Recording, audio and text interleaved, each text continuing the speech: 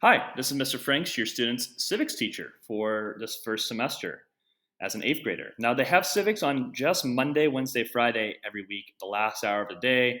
Tuesday and Thursday is a study hall.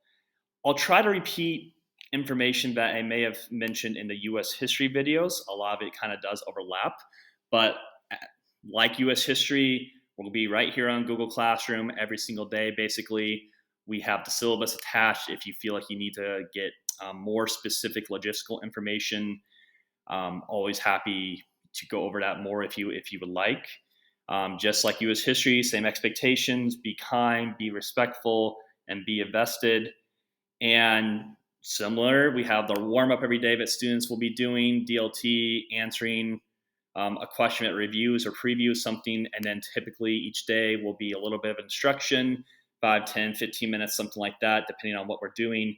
And then students are off doing some sort of application, whether that's, again, looking at primary, secondary sources, watching various videos, however we're trying to get the content delivered to them.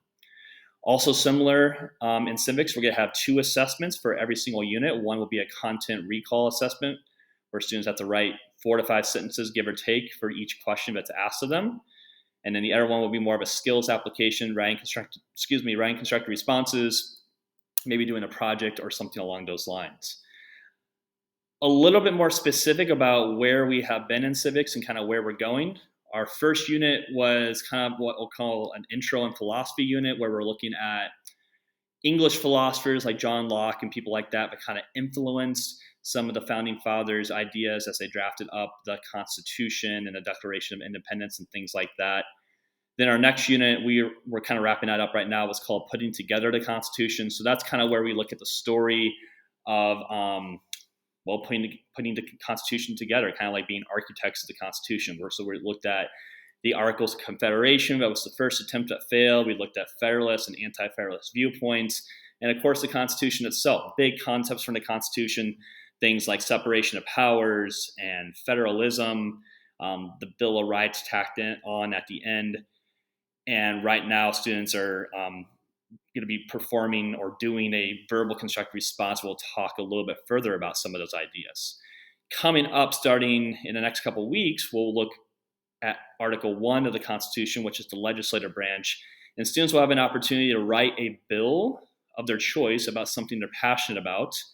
And they'll be able to kind of speak to that bill and argue for that bill in a very structured and kind of academic way in our mock Congress game coming up. And then other things to wrap up the semester, we'll be looking at the executive branch a little bit more in depth. We'll be looking at the Supreme Court, the judicial branch a little bit more in depth as well. And with any time that we have remaining, we'll probably be focusing on state government in Illinois and even local government here around Roanoke and Benson. So we have a lot of good things coming up in civics. And a lot of it so far has been a lot of background information, kind of laying the foundation. But I'm excited that we're going to get to our Congress game and other things like that, so students can have a little bit more application of some of the material that they've been learning. So I hope that gives you a general good overview about the semester-long course on Monday, Wednesday, Fridays for 8th graders known as Civics. As always, like I mentioned in the U.S. history video, if you're ever curious about something we're doing, or your student needs extra assistance, needs help, whatever the case may be, please don't hesitate to reach out to me. My email, again, is all lowercase, bfranks@rb60.com.